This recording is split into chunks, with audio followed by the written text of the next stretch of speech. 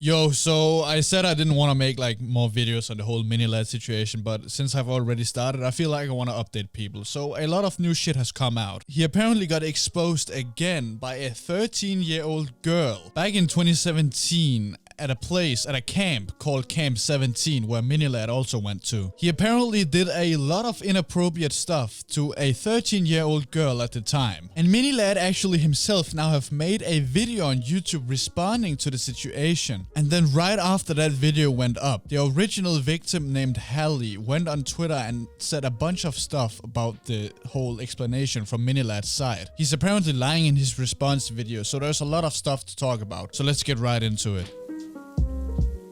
So just about a week ago, a girl named Miles came out on Twitter and talked about her experience with Mini-Lad at Camp 17. And he was apparently trying to flirt with underage girls, aging all the way down to 13 years old. And he would sit uncomfortably close to them and try to touch them. And he would also mention how girls were staring at his ass. Due to recent allegations towards a well-known YouTuber by the name of Mini-Lad, I have decided to make a thread on how gross this man is. In 2017, I went to a summer camp by the name of Camp 17. At this camp, there were YouTubers you could meet, and that was basically why people were going in the first place. I was 13 at the time and didn't fully understand what he was doing to me and the other girls at the camp. First, Mini would call me cute and pretty. A 22-year-old calling a 13-year-old girl cute and pretty is so gross. Now, Miles goes on in detail to explain exactly what happened at Camp 17, but there is a lot of reading. But she basically mentions that he would flirt with girls, like underage girls, and he would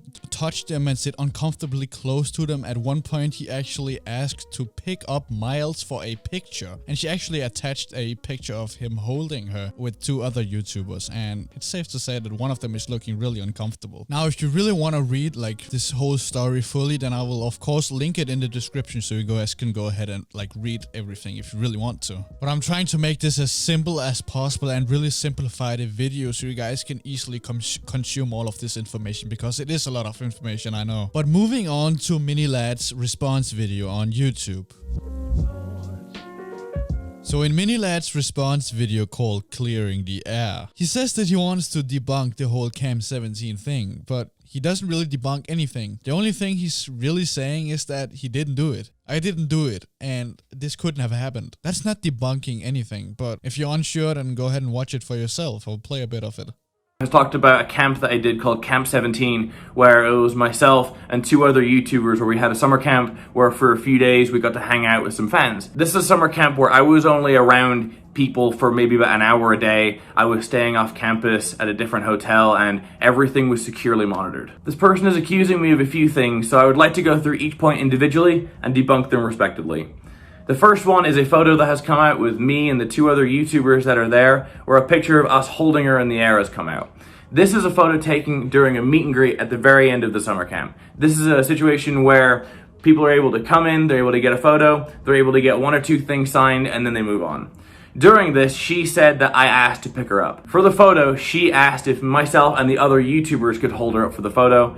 So what she's saying here is untrue. Now, the problem I have with this is that there is no one backing up Mini-Lad in this situation. It's actually the complete opposite. There's a lot of people saying that they saw all of this happen at the camp. Now, of course, as a bystander, I don't have much to go off, but when there are so many people backing up the victims and actually like saying, hey, I was there as a witness, and there are so many people coming forward and saying that, then it's hard for me to believe what Mini-Lad is saying is true. But again, sadly, it's something we can't prove. Like, there's no way we can prove this, because like it's just one person's word against the other. But one of the YouTubers that were holding up the girl with Mini-Lad, called Terrorizer, actually came forward on Twitter and said that he didn't even know about this whole situation. You would think that if the girl were lying, Brian or Terrorizer would back up Mini-Lad, but he isn't backing up Mini-Lad. He's actually defending the girl and backing up the girl. The second point she brings up is that I sat too close to her and her friends.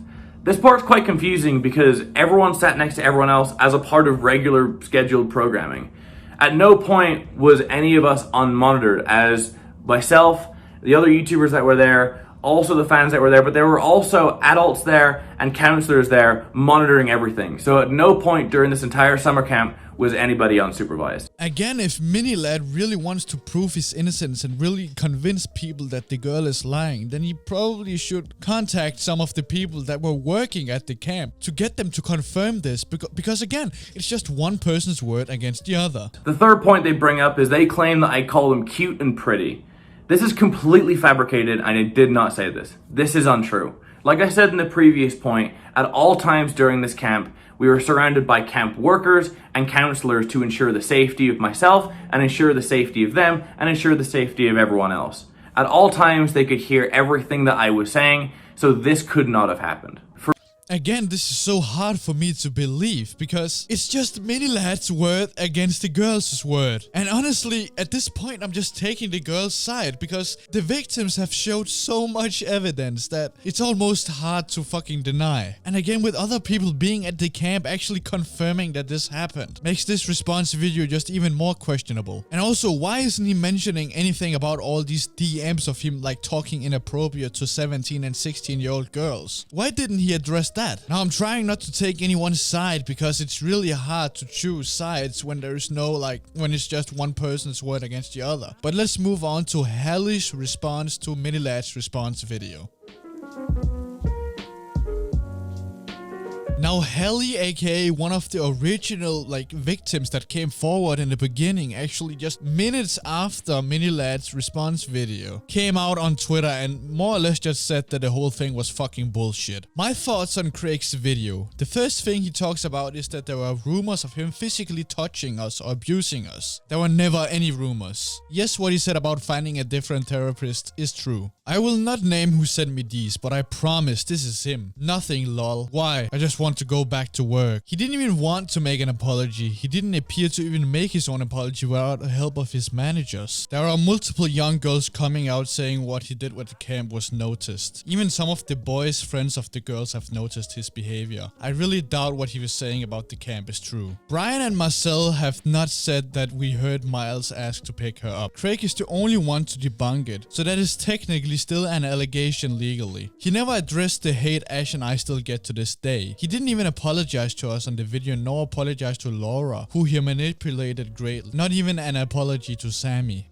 He didn't even address exactly what happened. All he did was debunk rumors that weren't even there and said nothing happened physically. This clearing the air is absolutely fucked. He didn't even address the Discord message of people won't care and it will die down. So yeah, I told you guys there was a lot of information, and I even left out a bit just to spare you guys some time. So of course, all of the original Twitter post will be left in the description. You guys can go ahead and read it fully through with your own eyes instead of listening to my shitty accent. But yeah, in a nutshell, my point still stands. I think Craig should be held accountable, whether it would be going to jail, be fined, or whatever. As long as this guy is held accountable in some way, then I can sleep tight at night, dude. Then I'll sleep greatly. As long as I know this guy's being held accountable at some point. I have nothing good to say about predators, so yeah. With that being said, I hope you did enjoy the video, even though it's a serious topic. My name is Lance, and leave a like and subscribe and all of that jazz. And yeah, I make YouTube drama videos. So yeah, you guys probably already know that. But yeah, smash a like, and yeah, frick Mini Lad, he a bitch. Anyway, yeah, have an amazing day. Peace, peace.